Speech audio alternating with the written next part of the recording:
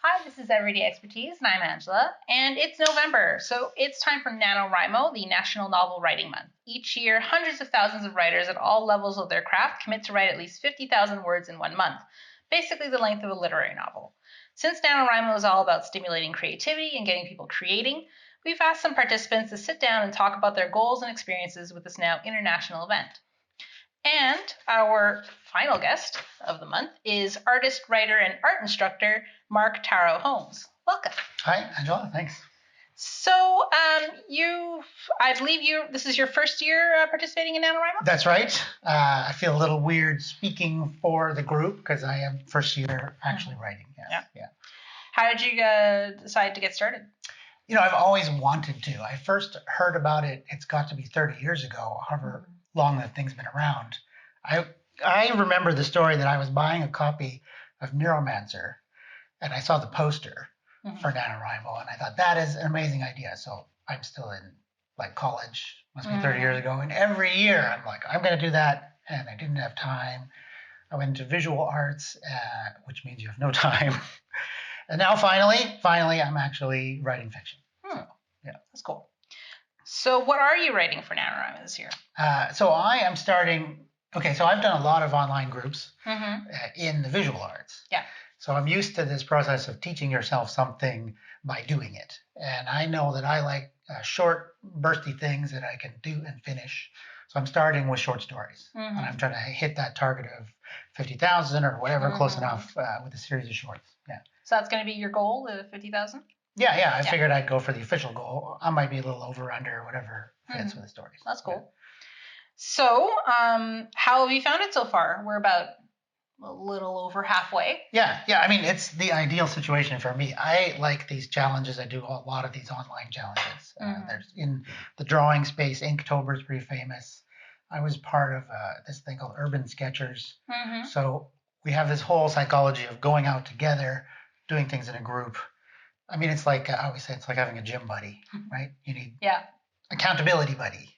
So I love it. I always knew this is what I wanted to get started. I mean, I have written plenty of nonfiction, and again, I like to treat that in these little chunks, like I have to knock off a chunk each day. So the structure of NaNoWriMo is perfect, the way it graphs your progress, and you can update and see that little, the little graph going. Keeps me anyway hooked. Got to get that little dopamine zap that I've done my thing for the day. Yeah.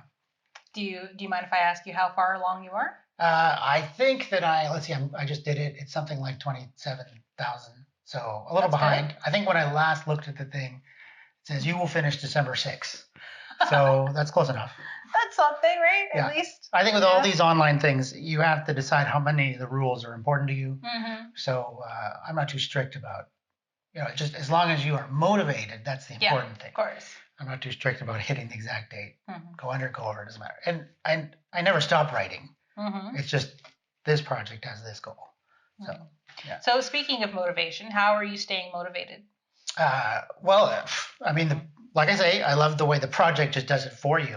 You almost don't even have to try. But I mean, I love deadlines. I want to have, mental stress. I think stress is actually kind of important. People perform better when they're under stress. So having that deadline looming that's the motivation I need. But I also have like small scale tactical motivation. Did anyone talked about Pomodoro technique? It's named after, I think it's Italian, for these little tomatoes. Yeah. Tomato shaped kitchen timers. Turn a little dial and they. Yeah, I've had one of those. Yeah. So that's a Pomodoro. So this guy, and I can't remember his name, but if you Google for it, you'll find the guy who started it. So the concept is you divide your work into one timer unit. So it's recommended, I think, 25 minutes on and 5 minutes off. So I like to do 6 rounds at least of these. I do 30 minutes. So you people do 45, whatever, you pick your time. Right. And I do 6 rounds of these Pomodoros. And usually I can hit my count that way. So that's 3 hours a day. So that makes me a little slow compared to some people, but that's... No, I mean, what's important is that you're writing, right?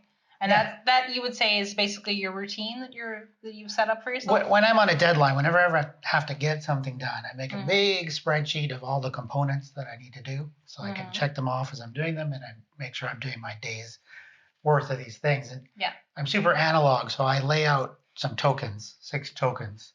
So what I'm doing this year is Halloween candies, 6 Halloween candies, and then every Pomodoro, and I get to eat one. And when they're gone, I've done my work for the day.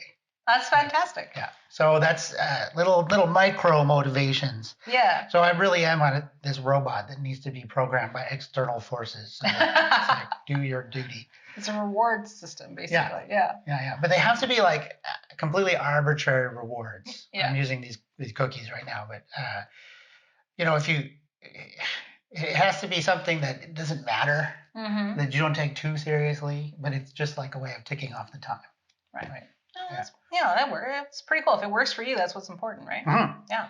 I didn't invent this, and I go to a meetup group that's sort of a regular writing group. They're just a shout out to them. They're called Shut Up and Write, which is, so the idea is they turn on the timer. Yeah. Everyone does the Pomodoro. You get together to not talk to each other, to just write. But you hear the fingers typing, you hear the typing going, and you're like, I have to be writing. It'd be stupid to sit here and not write. So get my stuff done. Is there anything like particularly you're doing this month that's different from your usual writing routine? Oh, well, I've been a blogger for a long time in the art space, how to draw. Yeah. So it's always been nonfiction. I'm talking, it's not really journalism, it's how to for creative area. So I'm doing the drawings, figuring out how to get across an idea of how you can train yourself. Right. So all I did for the art stuff was, what do I want to learn? What's the best way for me to learn it? It might work for other people. So anyway, I've been, the question was about, sorry, tell me the question again. Is there anything you're doing differently this month than you would from your normal writing routine? All right, see? Lost the thread. So my writing routine tangents are always welcome here. So my writing's always been nonfiction and aimed at blogging. Now, finally, it's fiction. And I've always known that, I tried to keep it entertaining. The nonfiction I wrote sometimes blurs the line a bit between what's totally true and what I want to be true.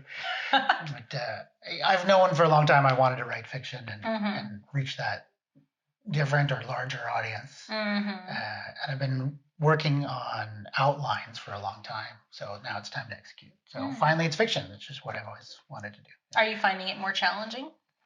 Well, no, because I've been wanting to do it for so long. It's like finally I get to do it. So yeah, it hasn't been challenging. It's going great. I'm trying not to work too hard, just enough. So yeah, it's been going good. It's a great opportunity. I love it. That's cool. Yeah. Everyone should do NaNoWriMo. All right. So on the subject of community events, have you participated in any this month? We met at the launch. We met at the launch. So, and like I say, I have this sort of other more regular writing group that I did not start, but I go to that through Meetup. I know I actually find I'm more productive at home. So going to the write-ins is a reward for me. I sort of feel like I can't go socialize unless I'm getting stuff done, right? So I don't go to many, but when I can. I'm fortunate that this is what I do full time. I don't know if full-time fiction will work for me, but I'm overconfident as I am with everything. So I can work during the day at my own pace. Yeah, that's lovely. Yeah. All right, and finally, as a first timer, do you have any advice for other people who want to get into it? Yeah, I mean, everyone is sort of saying like you got to decide what works for you. So, but I think the key is that social motivation. So I think you have to throw in and do the thing, like participate. Make a profile properly and post your numbers constantly. If you have this sense that people are watching your numbers, that's like this powerful motivation. Yeah. Even if they're not, but you're part of the community. You feel like maybe someone's going to call you on it. Right. For me, that works. I think that would work for a lot of people. It's like you use the community. Otherwise, you could just write at home. So, True. So I say I don't go to many of those meetups, but you should go to the write-ins. You should be as active online as possible. I mean, it just feels good to be able to take a break and compliment somebody on hitting their number or get competitive. I mean, I like that stress. So when I see other people have already finished, then it's like, keep going, go a little. And then there's a number on the NaNoWriMo main site that's got this graphing thing. So last night at 11, I was looking at that number. I need so many more words for the day. So I find that structure, super, super useful. So I say do that. But but then the other thing, participate fully. But then the other thing is write something that you want to write. Because I mean, it shouldn't be work. You're probably doing this in your spare moments, right? So I've always said this about drawing as well.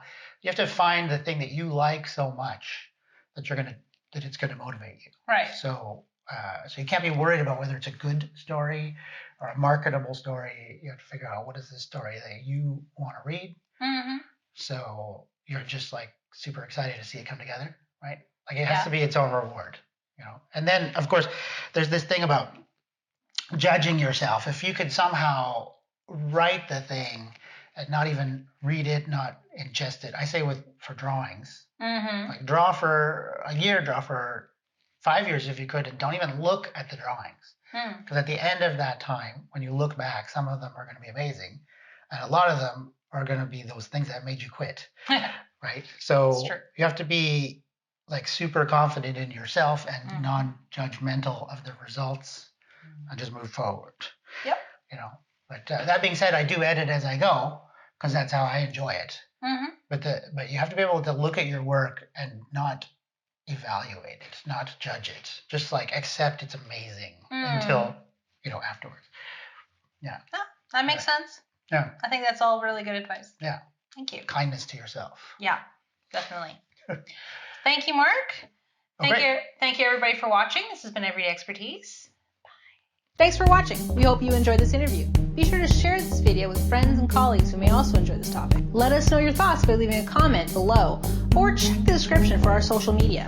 See you next time.